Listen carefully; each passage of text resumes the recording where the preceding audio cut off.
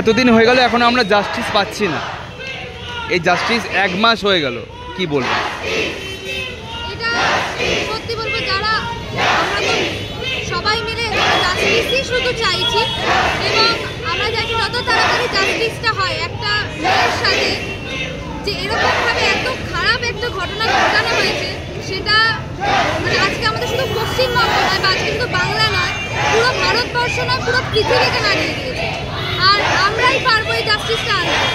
তো আমরা জাস্ট শুধু চাই জাস্টিস, যার সাথে ঘটেছে শুধু তার জন্য, এবং আমাদের সকল মেয়ে পুরো পরিবারের জন্য। আজকে আমার পুরো পরিবার এখানে আছে, আমরা শুধু জাস্টিস চাইছি। আজকে যারা বাড়িতে বসে আছে, বেরোচ্ছে না, তাদের সম্পর্কে একটু বলবেন উদ্দেশ্য? আমার মনে হয় আজকে এই মুহূর্তে দাঁড়িয়ে কেউ বাড়িতে নেই।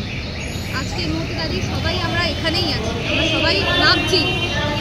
আর আমরা যারা হয়তো আমরা দেখতে পাচ্ছি না, হয়তো তারা কোনো না কোনো সময় কোনো না কোনো আন্দোলনে থাকছে। সবাই তার বলে আন্দোলনে থাকছে না, অনেক সময় কেউ না বলেও আন্দোলনে থাকছে। তো কেউই হয়তো বাড়িতে নেই, সবাই হয়তো আমরা জাস্টিস চাইছি।